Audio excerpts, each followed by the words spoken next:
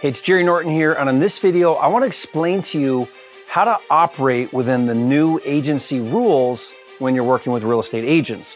Now, if you're like me and I'm an investor, and my interactions with agents are on the finding side typically, like I'm farming for leads, I want to buy distressed real estate, and I go to agents often to do that. I either go directly to listed properties and I try to buy them, either to buy and fix and flip, or maybe even wholesale.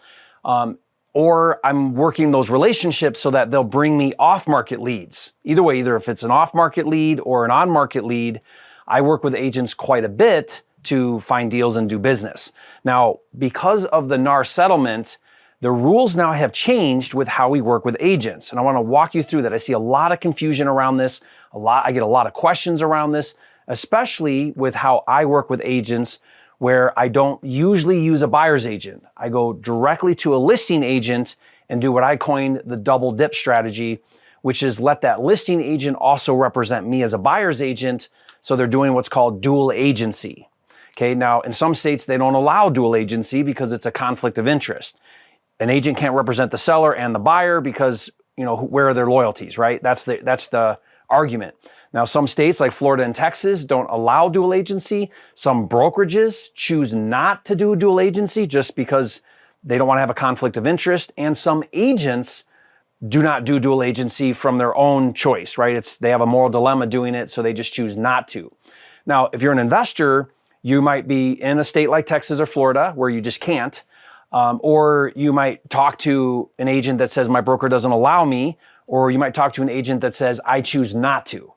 Now, your job is to offer it. And I'm going to walk through how we do this and why we do this. But even in non-dual agency states like Texas and Florida, the double dip technique still happens because you could do what's called designated agency, where another agent in the same office can represent you as the buyer. That listing agent is still getting compensated because they're getting a referral fee. Or you could become what's called a transaction broker, where you choose not to represent either party and you're just representing the deal and facilitating both sides, right? That could be what happens as well. And the agent can get compensated from both sides. Okay, now I want to talk a little bit more about that. But first, let me help you understand the new laws or the new rules around how agents work. This new agency rule, it doesn't affect listing agents. It affects buyer's agents. And basically what happens now is, before, it was pretty much a given that the buyer's agent commission was a set price, 2.5% to 3%, and it was paid by the seller.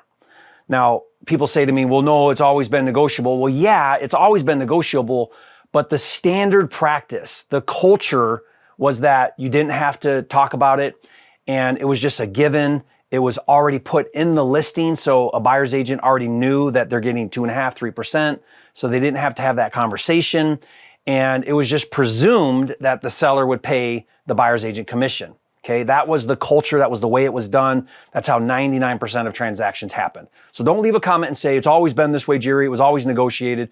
Yeah, in theory, but not in practice, okay? In practice, the buyer's agent commission was not talked about. It was already a given. It was already assumed. It was already listed in the listing and in the MLS, and the seller paid it.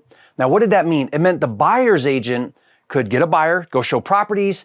They did not have to sell their services. They didn't have to convince a buyer, hey, you should pay me, and here's why you should pay me, and here's what I'm going to do for you, and here's justifying my fee. Why? Because the buyer didn't pay it, the seller paid it. So they didn't have to have that conversation or do any of that work. Now, the new way it's got to be done is it's a conversation, and it has to all be figured out up front for the buyer and the buyer's agent. So if you're a buyer's agent and you pick up a buyer and the buyer says, I want to go buy a house, let's go look at properties, the buyer's agent has to say, well, let's have a conversation here around how this is going to happen. And what has to happen is there's a couple things. The seller can still pay the buyer's agent commission. What they cannot do is advertise that they can pay it on the MLS. So that means if you're a buyer's agent and you're going to go show a property, in your mind, you're like, well, is the seller going to pay my commission, and how much are they willing to pay? I don't know that now. I used to know that. Now I don't know that. So now the buyer's agent has to sort of get their head around that. What's happening, because I'm very active in this model, is if you're a listing agent, and leave a comment, tell me if this is happening to you. If you're a listing agent, your phone is blowing up right now when you have a listing. Buyer's agents are calling you and they're saying to you, is the seller willing to pay the buyer side commission? Oh, they are? Great. Because they need to know that before they go show your property. So they're getting a phone call now that says, hey, I'm a buyer's agent. I have a buyer. We want to show your property. Is your seller open to paying my commission? And how much are they willing to pay?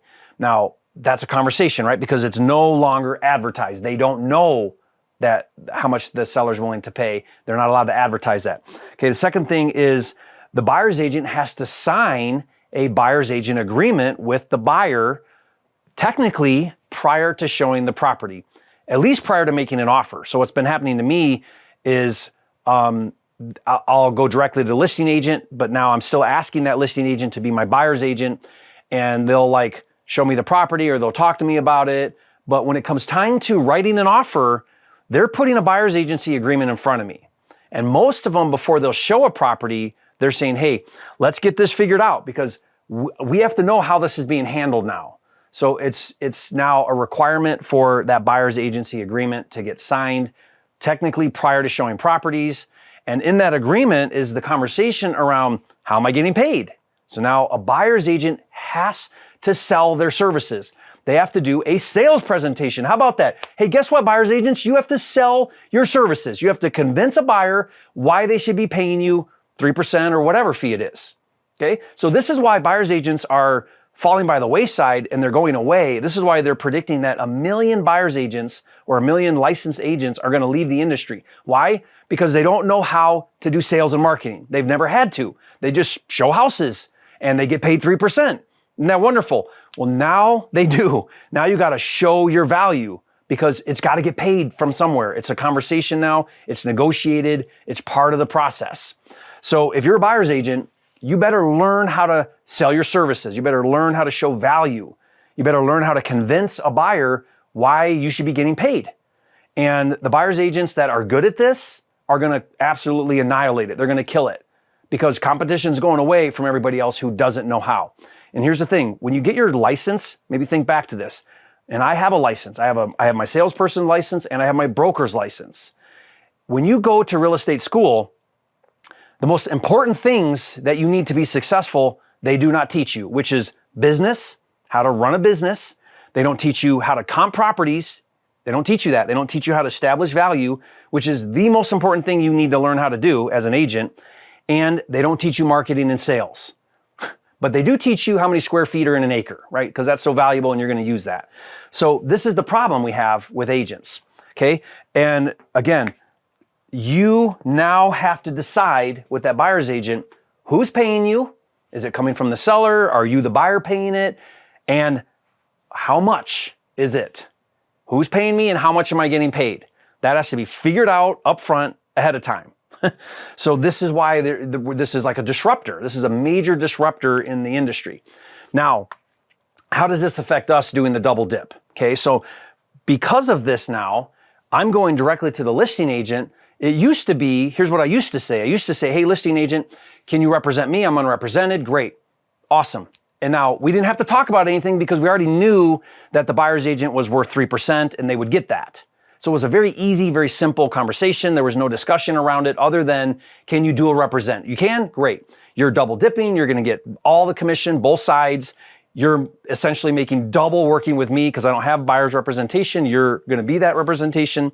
And that agent's now highly motivated to see you win and bring you future business. Why? Because they get paid twice as much when they work with you because they're getting both sides, right? That makes sense. I hope that makes sense.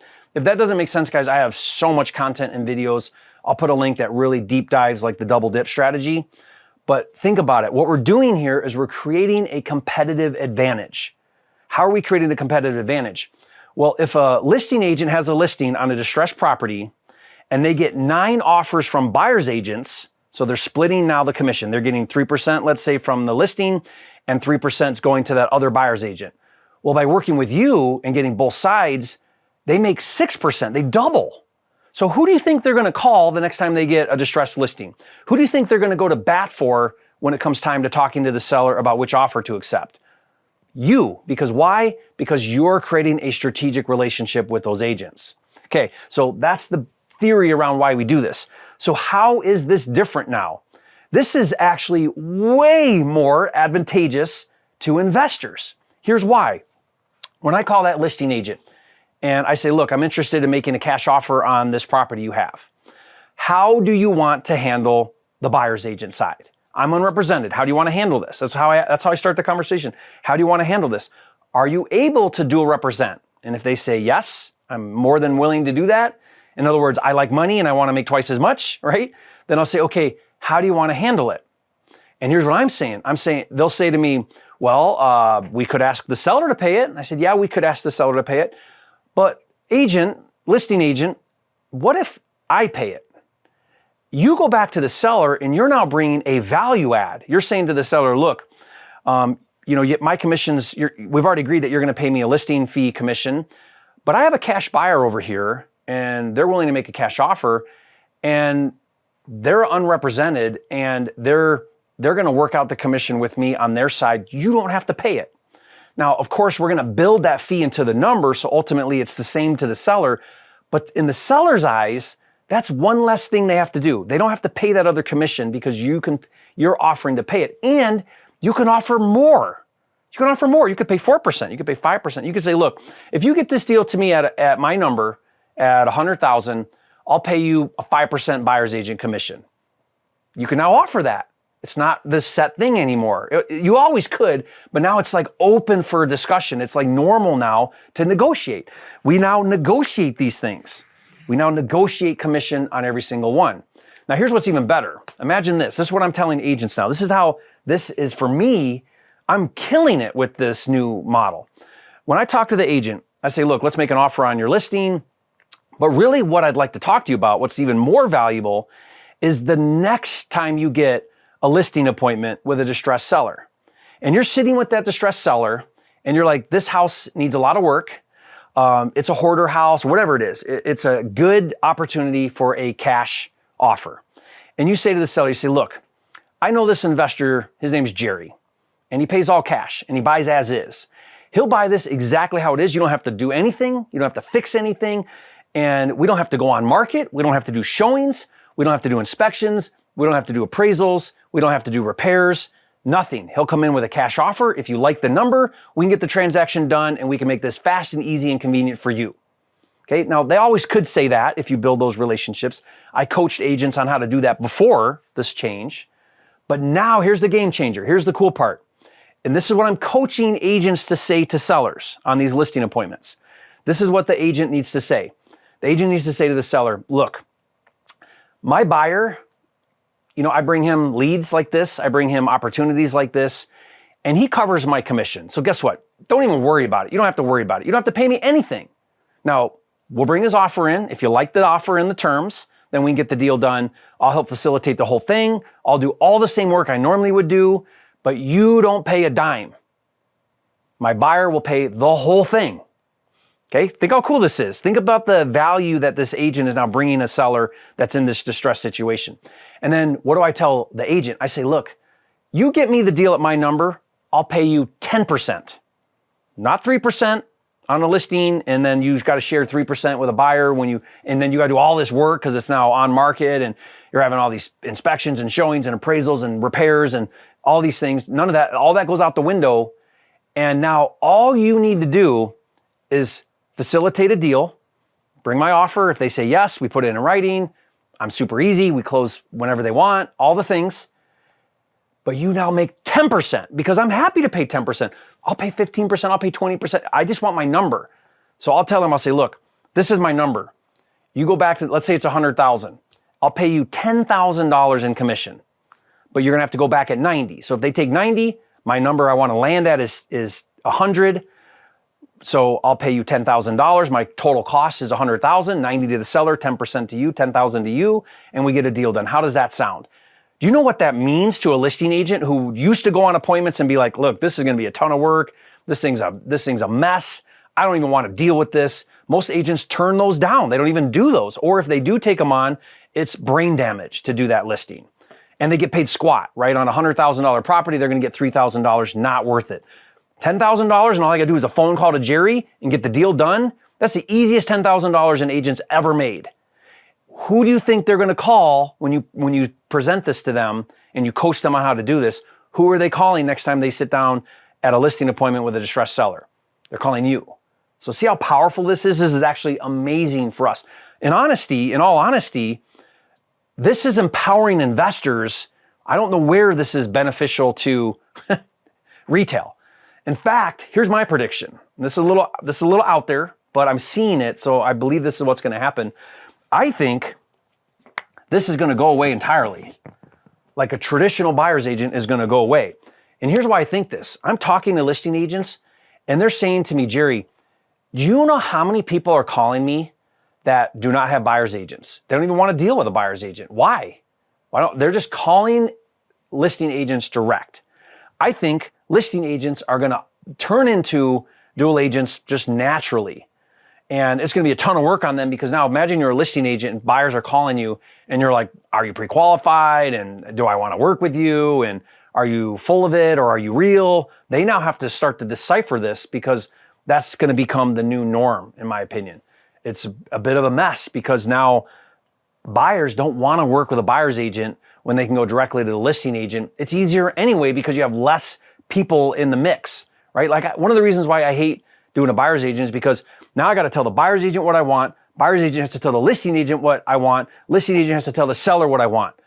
I would prefer everybody get out of the way and let me talk to the seller directly, and I'll gladly pay you guys. Just get the heck out of the way so I can get a deal done with the seller. I'll be able to sell it to the seller way better than a buyer's agent or a listing agent would ever do it.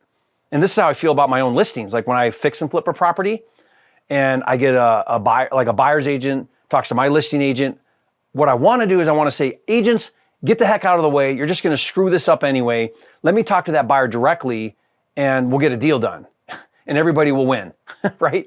Now, that's just my mindset around this. So my point here, guys, with sharing this is with this new buyer's agent rules, this is now a massive opportunity for you. Just like I explained a minute ago, you want to be able to go in here and understanding now the dynamics of how they work between each other, buyer's agents and listing agents. You now have an opportunity to have a conversation, still double dip, but now the sky is the limit on what you can do with that listing agent. Because you can pay it, you can ask the seller to pay it, you can pay whatever number you want to pay, build it into your deal, and you'll see that you're going to start to create even stronger alliances, stronger connections, better relationships with these agents. My relationships now with these listing agents is 10xing, it's magnifying tremendously because now I can offer more compensation. I can create a stronger competitive advantage than I ever did before. You guys see that? Hope you guys see that. If you think this is genius, if you think this is brilliant, guys, leave a comment and say, Jerry, I love it. You're a flipping genius. Get my scripts for free. You just go to agentofferscripts.com and I'll give you all my scripts for how you'd have these conversations, how you overcome objections. It's also got my offer sheet so that you can, when you make an offer, it's got everything that you want to include in the offer that they'll write up for you. And this is just a way to dominate the agent model, okay? Sure appreciate you guys. Leave a comment, let me know your biggest takeaways on this video, and I'll see you on the next video.